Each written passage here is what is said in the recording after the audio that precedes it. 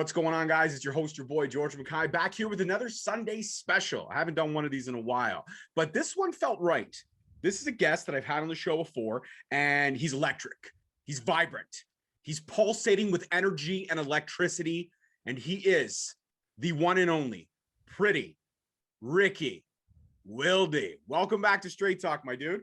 Thank you very much for having me. Greatly appreciated. You even said my last name right, and I couldn't thank you more than that. Well, you corrected me the first time around, so I remembered. It's been a while, for most but people. I damn well remember. So I don't know if you can see right over there, top left corner is that autograph last time I saw you. Oh, yeah, right on. Yeah, back in, it was at the Destiny show, the parking lot show in September of 2020. That was the last time that I had seen you or any of my favorite Ontario wrestlers representing. And I got to say, would you not agree with during COVID, we sparked a lot of creativity in the Ontario indie scene in terms of people doing the closed off, empty arena type shows. Backyard Pro started up, which was a fixture with a lot of people in the industry and stuff like that. And I just want to pick your brain because you're one of the most creative guys that I know in terms of character development and everything you do. So how was it to see all that creativity bubbling, especially in a time where Ontario's been shut down? Everywhere else in the States, they're kind of moving slowly. They're having these, smaller crowd shows, but they're doing it. Whereas here, every time we get a little bit closer to something like that, Doug Ford fucks us again. Yeah, I can appreciate everybody. It's not like this creativity came out of nowhere. These are very creative people. Most people on the scene, especially the people in this tier, are very talented. And just to have their platform, their stage taken away from them in the manner that it has been, live audiences in general have been taken away. So it's forced people to try and find that new outlet, that new manner of expressing themselves, of putting that energy, that frenetic energy into a cohesive place for consumption. Because we had the routine, we figured it out. You know what I mean? We had the system; it was built in, but we've lost it essentially, and it's a matter of regrouping and trying to figure things out. So when we get the green light and things kind of move ahead, because now here we are getting vaccinated, and the vaccination is not a cure. We all know that. It just softens your symptoms to almost make them like a cold. But in terms of vaccinations and stuff like that, and hoping that the world gets back to whatever this new normal is, if we can do shows now with the weather warming up, finally, Mother Nature has stopped fucking us over. With the weather opening up and everything kind of going, do you think we can resume these outdoor shows and resume these parking lot shows if done safely and, of course, correctly? Absolutely. I think we can get 15,000 people. We can stack the stadiums like we used to. It's it's a matter of putting me directly in the center of it. But beyond that, we can figure this out. Absolutely. If we can put a man on the moon, then we can certainly figure out how to gather people for spectacles, in 2021. Absolutely. And you mentioned the man on the moon, and there are some people that believe that was a soundstage. They believe the conspiracy. What's your thoughts on that? My belief on that is that at the very least, the ability to trick the entire modern world that it happened is a feat in and of itself. So one way or the other, you're looking at incredibly talented people, and there's really no excuse. It's true. It's a win. Either way you look at it, and you break it down, it's a win. That's all I'm here for. I'm here for wins. That's right. So you actually got creative over this time period. You started yourself up a podcast, and I appreciated it. I loved it. I listened to it every now and again. But also there's other people that have started podcasts. Wake Up, Good Morning is another great show, or I believe that's the name, Good Morning. Rex Atkins, I believe, is part of that podcast, is he not? Yeah. So here's, exactly what I'm talking about. When these wrestlers were taken from what they were used to, what they had been working towards, they needed to find a new outlet. And a lot of them, myself included, started podcasts. So throughout that, more or less, some people were trying to find their own way, trying to find something that separated themselves from the pack so that their show stood out and they could try to get some views. Me and myself, my buddy Hardbody, we more or less just wanted an excuse to talk to each other once a week because we used to see each other fairly frequently, and that had been taken away, as everyone else had. You know what I mean? The community had been ripped apart, and we no longer saw each other because we're traveling people. So we don't see each other at one local meetup spot. We don't go to the local bar. We go to random little hole in the wall venues across Ontario. So within this pattern, we'd stop talking to each other. So we decided we were going to start talking to each other. We could put it on a podcast and we could make a thing out of it. We could try to have some sort of product. Along the way, Rex Atkins has a terrible turn of fate. He's not feeling good about himself. So we try to help him out. We want to bring him on the show and make him feel better. He goes ballistic on the show. He asks for a mulligan. So we have to scrap that episode. Me and Hardbody have to scramble, put together a different episode for that week because we would never let the fans down. So then time goes on, and eventually we have Rex back on, and he's able to promote it, and his head is in the clear, and we're starting to get more views than ever. So we decide, Rex, finally, come on, be the third host. That's what we want. And Rex agrees. So now we got Rex as our third host. We were even sleeping at his house for a couple weeks. Eventually, he is taking less and less care of himself, and it's reflecting on the podcast. He's fallen asleep on the podcast. He's not really saying anything. He's just sort of there. The ratings are tanking. He's not able to promote at all. He's going through the drive-through on an episode of the podcast to the point where he just completely shuts off. So we had to kick him off because of some different slurs that he was saying somewhere else. We kick him off. And while he's gone for a month, total blackness, not responding to anyone, deletes his Facebook. He comes back. All of a sudden, he's got his own podcast. He's got guests that we were talking about and that we had made laneways to get to. And he's trying to tear down our podcast. So coming on and trying to sabotage us just to try and launch himself, it's a disgusting, disgusting tactic. That is why I am trying to come on to podcast, trying to reach the people to let them know that Sunday, May 16th at 4:30 in the afternoon, I will be going to Rex Atkins' house in St. Catharines, and I will be attacking him. I will be going for a fist fight with Rex Atkins. I'm not sneak attacking him. He's well aware of this. I have scheduled this so that his kids will not be home. I have scheduled this so that he can be home after work. I will drag him out of his house if necessary, and I'm going to teach him a lesson because this is what it's come to. I am not expecting this to end me and Rex's friendship. We are good friends. I will still be invited to his house, but I do have to beat him up. I'm not going to give him any black eyes. I've decided that. I'm not going to make him lose any teeth. I'm a better man than that. If the roles were reversed, Rex would do it to me, but I'm a better man than that. So I will just be laying a thick beating, a good lesson to Rex, and then we'll get back to our regular lives. I'm sorry, but do you really think you could go back to your regular life after giving him this whooping that you're planning on giving him? Oh, yeah, for sure. See, here's the real piece of the whole thing. I've lost you.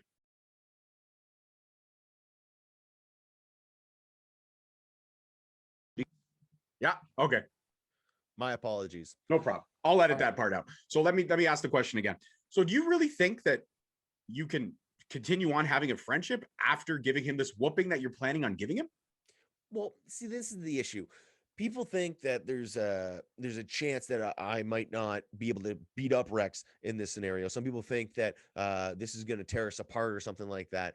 It's all interconnected because Rex is not able to beat me up in this situation because he knows that he's wrong. So I don't really expect him to even fight back. This is me just going to be hurting him because he knows he's done wrong and he knows he needs to atone for that. So this isn't so much of a fight because the two sides are so angry at each other. This is more just justice coming to fruition and something that needs to happen. So I'm going to be laying down a very thick beating, mostly to the midsection rib cages of Rex. I don't want to break a rib, but I probably will. So, you know, this isn't a matter of anger. This is a matter of justice. Matter of justice, not anger. And the justice is because he started his own show and started stealing your guests and shit talking your show as well. Yeah, and just generally trying to sabotage us when he was on our show. He was also trying to send private messages to both me and Hardbody to try and turn each other against each other. Really, really sick stuff. Just trying to turn two friends against each other to try and tear apart a podcast so that he could launch his own. But that's the kind of person I'm dealing with. I love him. He's still a friend of mine, but unfortunately, I have to hurt him. So if you look at the circle of friendship, okay, Yeah. You have your kind of, let's say, your significant other right there beside you. That's usually 95% of the time your best friend. Then you have the next circle, which is your close friends, your confidants, people like Hardbody, people you trust, people like, I guess at one point or time, Rex Atkins. Then you have your acquaintances, and then you have your distant friends, like friends you see occasionally at shows, probably, or maybe a fan or two that has followed you religiously. That would be on the last circle. But how can you say that you could trust someone when you just said he was doing snaky, underhanded things and you still love him? But he was actually trying to get one of you and your best friends, Hardbody, to turn on each other by playing the text messages game. You know what Ricky said? Ricky said this. Well, Hardbody said that. How can you trust someone like that? I'm asking for my own personal self because I wouldn't be able to. Well, what's so sickening about it is that, Rex had a major influence on us. We started going on the Northern Death Tours a couple years ago, really trying to get our reps in and just figure ourselves out as young athletes. And Rex did take us under his wing. He put a lot of time, he put a lot of effort. He put a lot of time into taking care of us on the road, giving us heads up about what it's like to live in that kind of environment, traveling for weeks on end. And we really grew a friendship. We grew a bond throughout those times. So to see him turn so vile and try to hurt us after all these years, that's what hurts so much. I knew he was a fairly slimy character in general. You know what I mean? But that's what wrestling is. So I knew that going in. Did I think he crossed the line? Yeah. And again, that's why I have to hurt him. And I don't want to do it. And I think this will put an end to it, to that kind of slimy behavior. Just one good whooping live on YouTube. I think that's all it really needs to be. And the whooping takes place on May 16th at 4:30. And you said you've planned this around his kids not being home. And Yeah. you're almost, how positive are you that he's not going to fight back or that his kids won't actually be home? Like, do you have a camera outside of his house? Are you watching the day-to-day thing? Or what, like, how are you 100% sure that there won't be a wrench thrown in this plan of yours? Oh, it's like asking me, how do I know for sure that I won't give him a black eye to go to work on Monday with? I don't know that 100%. Right. I'm saying this is what should happen. I've explained this all to Rex. This is nothing new. You know what I mean? I am not sneak attacking anybody here. So I can see him fighting back. I don't think it'll help. I think he's gonna end up with the same results either way. So I would recommend he doesn't. But he's a free man. He can do what he wants. I do believe that his kids won't be there, and I've given him plenty of heads up. So I really hope that they're not there. But again, if they are, they are. That's not going to stop anything. I'm certainly not spying on his house, but I will be bringing a camera for the actual event. My plan is to start live streaming 4:30 as I'm just coming around the corner to his house while I'm driving. That is the plan. But technical difficulties may prevent that. We'll see what happens. Right. And so I got to ask, what's Hardbody's stance on this? Will Hardbody be there on May 16th as well? No, I've made this explicitly clear as well multiple times. Hardbody and our potential new third co-host, Tomer Shalom, neither of them are allowed to be there. It is strictly myself showing up in this car because I don't want this to feel like I'm ganging up or I'm trying to intimidate Rex and in any way that I don't need to. This is just a one-on-one, man-to-man, need to beat him down. So Hardbody supports me fully because he also understands what a terrible, terrible thing Rex has done. But as of right now, this is just me and Rex. I got to deal with something, and then hopefully we can patch our friendship moving forward. This is a good therapy type thing. Like when you go into those family therapy sessions and they give you those foam bats, and when you got feelings to get out, you get them out. Mm-hmm. But this is not foam. No, right? no. This is and how positive are you that, or again, not positive. Sorry, I don't want to, let me strike the question. Let me re-ask the question. Will the environment around Rex's home come into play at all? Like if there is a mailbox or one of those green boxes that pumps electricity through and it's available for you to say jump off of or to push Rex in, will you utilize the environment? Well, again, if he resists coming out of his home, I will have to throw him off of his concrete porch. So I hope he doesn't do that. I hope he just goes walking to the lawn because I want him to have the softest fall that he can have as I pummel him. But if I have to run him into a tree so that he figures it out, then I'll do that. If we have to take it to the pavement so that it hurts more when he falls, then we'll do that. I don't want to do these things. That's why I'm giving him the heads up and the warning. These decisions are his own. and he will have to live with the consequences. But he's made terrible decisions previously, and he's ending up with these consequences of me having to live stream a physical beatdown, domination of myself over him. There has to be consequences. I appreciate the idea of the foam bats, but you can't get hurt really with the foam bats. This needs to hurt. This needs to have lasting consequences. He needs to be able to wake up Monday remembering, oh yeah, I really should not have done that. And do you think this will absolve his podcast, or will he keep it going? Oh, I hope his podcast continues. I hope this doesn't throw off his podcasting schedule at all. I don't believe that I would welcome him back on my podcast, just because, once bitten, twice shy. We've given him too many opportunities. I love him. I love him like a brother. He will never be allowed in my house again. And unfortunately, I can't have him on the podcast for that reason. But I will gladly go on his show, and I hope it gets a tremendous amount of ratings. Right. And of course, you'll go to his house if he calls you over and says, hey, let's have dinner or something like that. You'll go to his place. But or I might just show up and invite myself over for dinner. I've been known to do that to Rex. Right. But as it stands of your personal space and your personal show, Rex is a mute point. Yes. Okay. Yes, absolutely. Okay. Fair enough. You have been involved in environmental situations like this before. Mm-hmm. You've had some street fights under your belt, and these are not street fights done in the arena. These are street fights done outside. Yeah. You've had this experience, and I believe your opponents were Puff and Holden Albright, correct? Puff, Albright, me and Wheeler had a thing that spilled outside. I've had plenty of street fights. Just going back to my childhood days, this is just something I do. You know what I mean? But again, what's happening with me and Rex is a very different thing. I am not afraid to use any of the skills that I have, be it street fighting as a child through into my adulthood, whether it be my martial arts training, whether it's my amateur wrestling, whatever needs to be done. I will utilize those skills.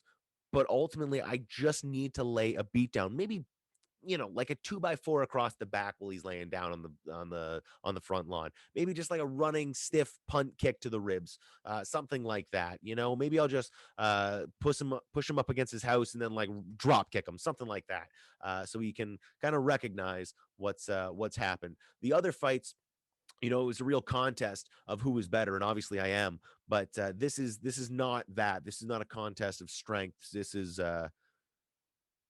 This is me taking my rightful spot as teaching Rex the lesson that he deserves. Right. This is like when I put my kid on a timeout, but this is a timeout with a little bit more serious consequences, of course. Yeah, this is an adult version of timeout. I can agree to that. I would never hit a child, but Rex is well past that point. Absolutely. I think some of the things that he's done, or some of the things that you described in a way, might be insecurities. And I guess the insecurities are, would you say, a lack of confidence? Because if you and Hardbody, who are two very confident gentlemen, you know what's what, you know what's at stake when it's at stake, and you know how to handle your business, be it sometimes shady, underhanded ways. And I know you know what I'm talking about. It's only fair to admit that. But you still get the job done when you need to. And that's why you have all the gold that you do have. But do you think the insecurities are because of a lack of attention from you guys? Is he seeking attention from you and Hardbody? It's such a complicated question. I would just say that, have I cheated in the past? Maybe. I believe if the referee can't call things, then, it's within the rules. Personal opinion, but live your life. I would say in terms of Rex Atkins, he has nothing to be insecure about. He's a tremendous wrestler. He's a tremendous father. He's been a very good man to me and Hardbody. Unfortunately, he crossed the line a time or two. And now we have to kind of readjust where our relationship is. So maybe is he looking for more attention from me and Hardbody? I could imagine that. We're young, athletic, attractive, great-looking people. So why would he not want more attention from us? I can completely see where he's coming from. Unfortunately, that does not excuse your behavior when it's directed toward your friends, your compadres like this. Right. Brotherhood is a sacred bond, and when you cross that line, you have to atone for your sins, if you will. Now, I see this scenario playing out three different ways. Okay.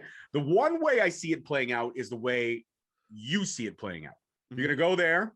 You're going to whoop him. You're going to give him a lesson. You're going to try not to give him a black eye, but you can't make promises. You're going to hope his kids aren't there.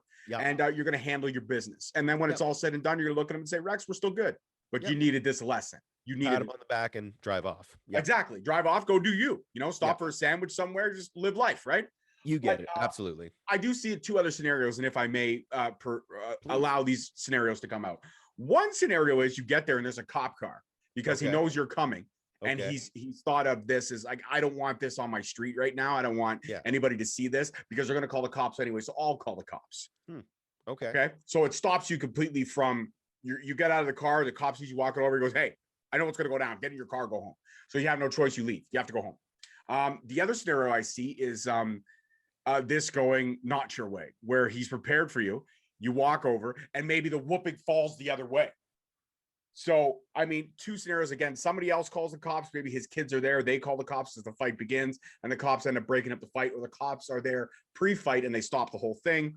Or the option C, unfortunately, which we have to think about these things. We have to strategize, right? Because I want to be with you in moral support for this event or for this whooping that we're talking about. But I mean, realistically, these are scenarios that you had to have thought about. You had to.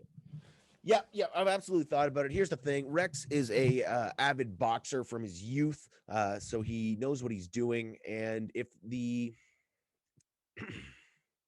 cops are called, I will be tremendously disappointed, if I'm being very honest, especially if they're there before I get there, because I feel like Rex is just really taking a coward's way out in that situation. He's more than welcome to. Again, I will simply explain to the cop exactly what I have explained to you, and establish that this is something that Rex is understanding and walking into.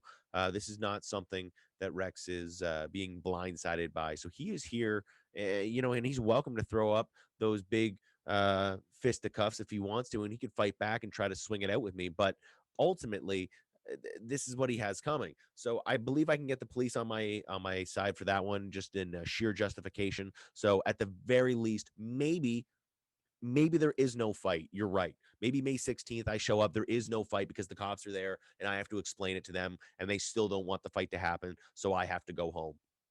At the very least, I think Rex still looks like a coward, a complete coward in the situation, because he's called the cops and now he's seen me verbally talk my way out of any kind of legal problems, while also emasculating him on his front doorstep. So, again, that is his call to make. In terms of him beating me up, I just cannot foresee that.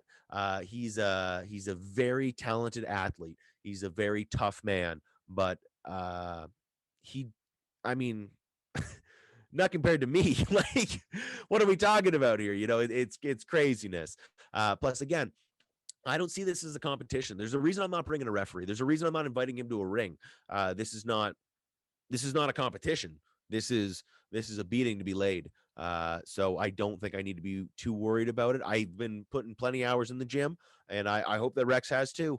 But again, we're not looking for a fight here. This is just me pummeling him to the ground and then leaving. Right. And again, you said you put the work in. So obviously Yep. gyms down here are closed. So you must have Yep. a home gym. You Yep. must have something set up. So what is a typical workout for Pretty Ricky look like? Like, are we talking wake up at 5 a.m., slobber back 5 eggs, get a 10-mile run in, then come back and work on your glutes, your triceps, your back muscles, your neck muscles? Like what's a typical workout routine for Ricky?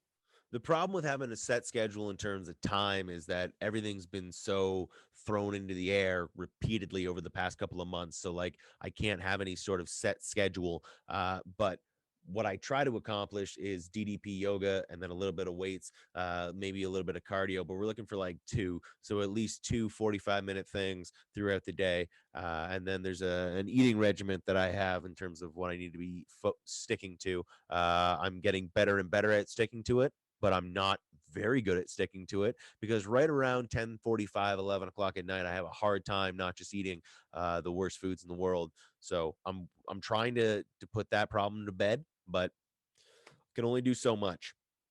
Fair enough. Fair enough. Now, in terms of COVID Mm-hmm. and a lot of things closed up shop, a lot of titles left to be defended, and you've got a few straps still defending. When the world opens up, or when Ontario comes back to the new normal, and hopefully we can get these outdoor shows, are we looking at like a week solid of Ricky defending gold? Like one night here, one night there, one night there? Or are you going to be slow pacing it? Are you going to be vetting your opponents, if you will? Like if somebody comes to you and says, hey, listen, this is who we think should have a rightful shot at your title? Will you look at the highlight reel? Will you look at past matches and see if they are worthy to step into a ring with Pretty Ricky?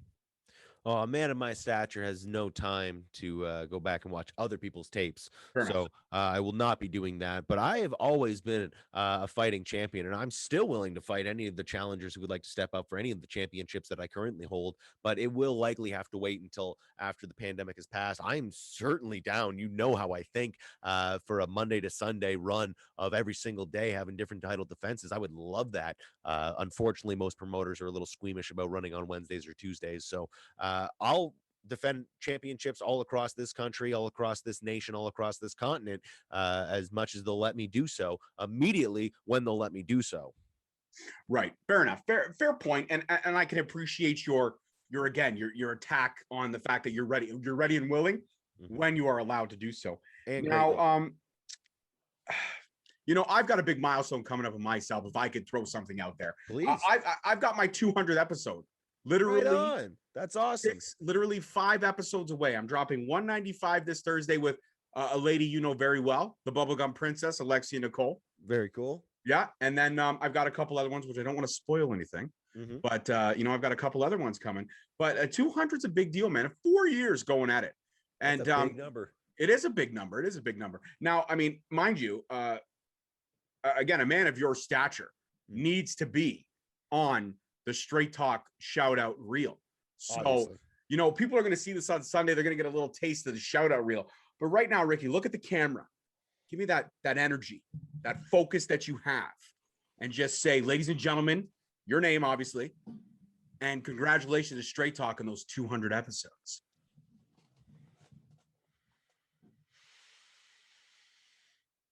Ladies and gentlemen, Pretty Ricky Willdy would like to congratulate Straight Talk Wrestling for 200, by George, episodes. Well done. I love it. That was perfect. That right there is how I will definitely end the shout out reel. Thank you. Thank you. I appreciate it. There's only one way to do it. But back to the business at hand. So May 16th, you do this. Now, have you also thought of the scenario of Rex's new co-host being there possibly to jump in on the action? We know Hardbody's going to stay away and your new co-host, other co-host is going to stay away. But have you thought of that? Like, what happens if it's a double team, Ricky? Well, I think I'm actually pretty good friends with Easy Eric Carney. He's a good dude, so I don't think he'll get himself involved. If he does get involved, I think it'll be more from my side, and I'll have to stop him and say, "Hey, actually, no, this is just me and Rex." But that's a personal opinion. We're actually having Easy Eric Carney on our podcast next week. We have an episode dropping. I'm all out of whack because of when this is being recorded compared to when it's dropping. But if this is coming out Sunday, then next Thursday we'll have Easy Eric Carney coming on. So it's very exciting. Right on. And is that like I mean, obviously no battle lines have been drawn. You said you're good friends with Easy E, but I mean, the fact that you're going to be pummeling his co-host in literally 2 weeks, that can't set easy with him, because I mean, he's got to record a show with him and he doesn't want him all tooth gangly and stuff like that. Like you said, you're going to try to avoid those areas, but if you end up knocking out his 4 front teeth and he talks with a lisp, what are you going to do? Well, yeah, no, that's fair. That's, again, part of the reason why I want to have Eric Carney come on to my show, so that we can just discuss logistics in terms of how this is not going to affect his schedule, make sure that he's comfortable and everything's okay on his end. Because I don't want to disrupt Eric's life because, again, Eric's done nothing wrong in the situation. So we'll hammer out any of those details. We'll be copacetic before anything happens. So that, he'll be well informed and well on board before May 16th. Don't worry. Okay, perfect. And why the 16th? Why so far away? Is this, again, logistics to get inside Rex's head to tell him this is the date and it's happening? Exactly. It made the most sense for his schedule. Again, I wanted to make sure that his kids wouldn't be there. It made the most sense for my schedule. I wanted to make sure that I had nothing better going on, because this is a long time coming, right? This is just really the time when it works out for me. So May 16th, I got to get it done because I got more important things to do after I'm done. But yeah, we got to get that in May 16th. All right. And again, to kind of plug your own podcast, it's the Blackball Podcast, and it drops new episodes every Thursday, same day as Straight Talk. But I drop mine at 6. I know you drop yours a little bit earlier in the day or later in the day.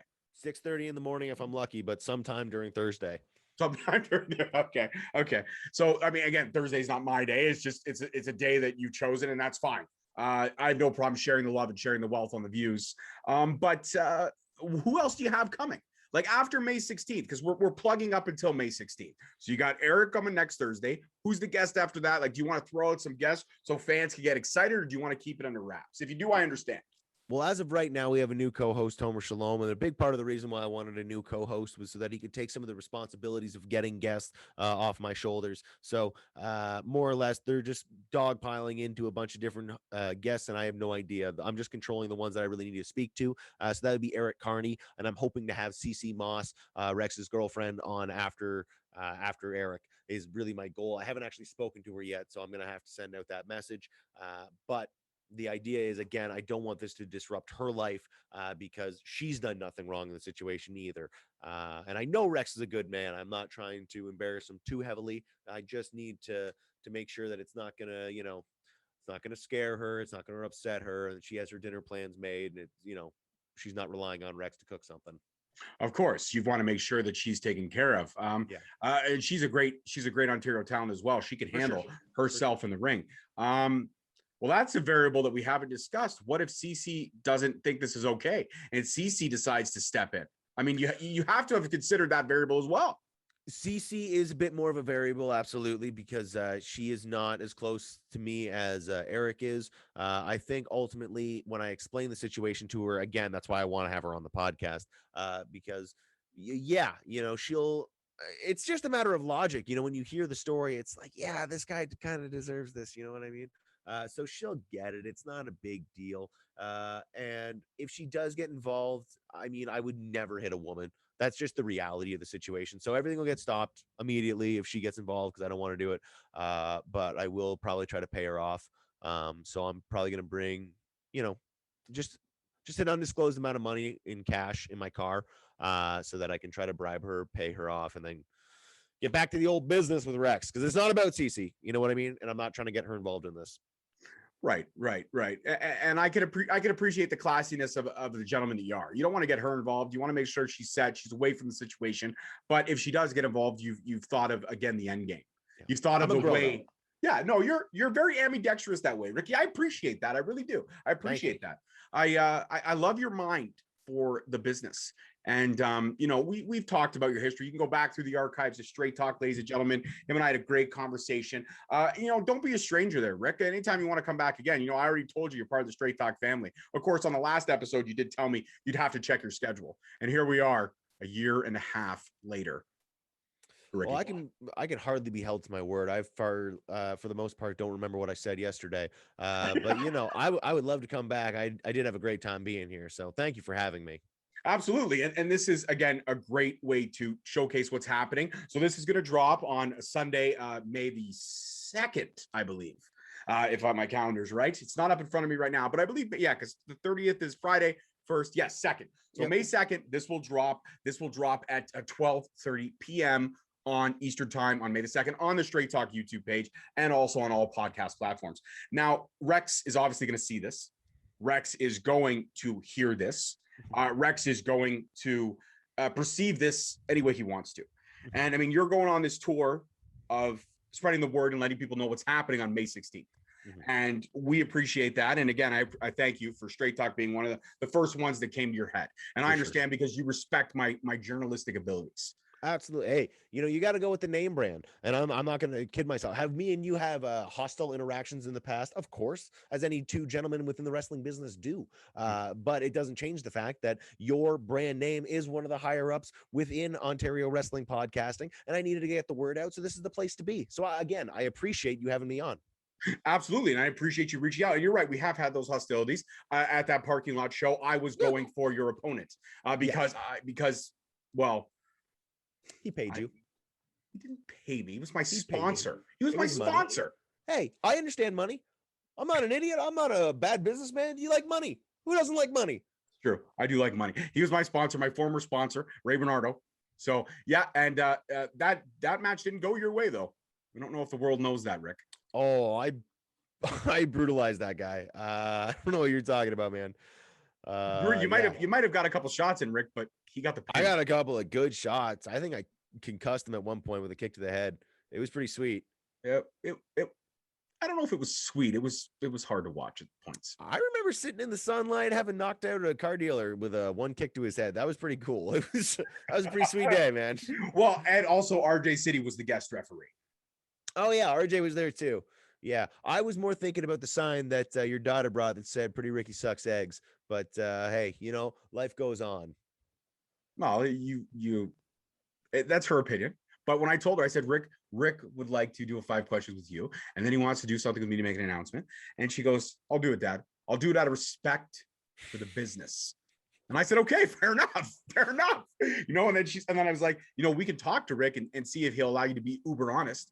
And she's like, "No, I don't want to be uber honest. I want to be professional. I want to handle my business." And she did. I think she knocked the interview out of the park. She was respectful and she understood things. But I have to ask straight up, honestly and truly, you've never watched the Karate Kid, like any of the Karate Kid movies? Even the shitty fourth one with Hilary Swank?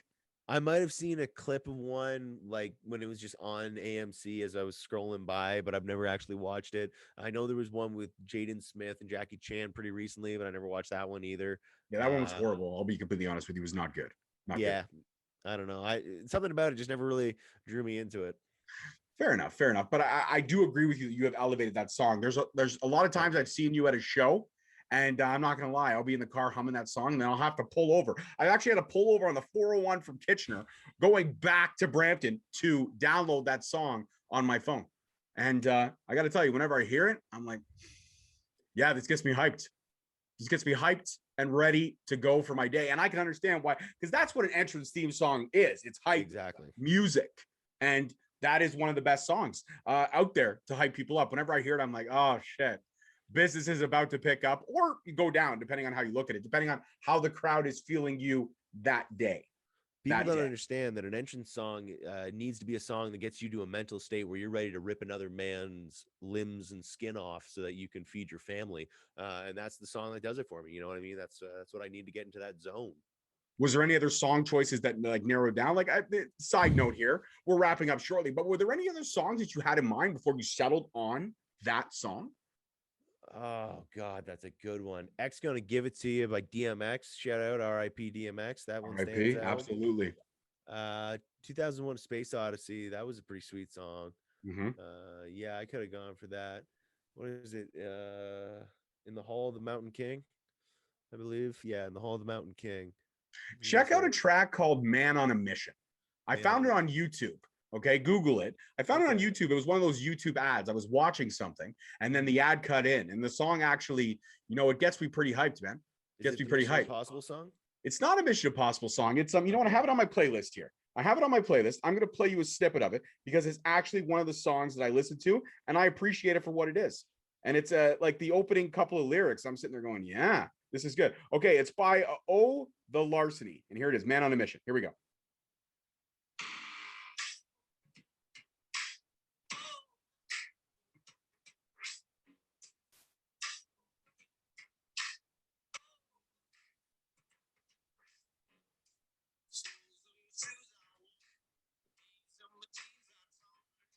Okay.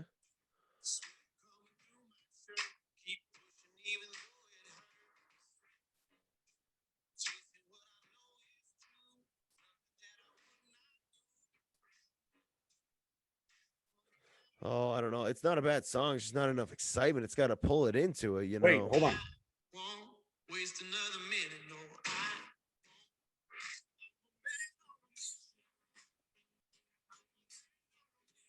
Okay, all right.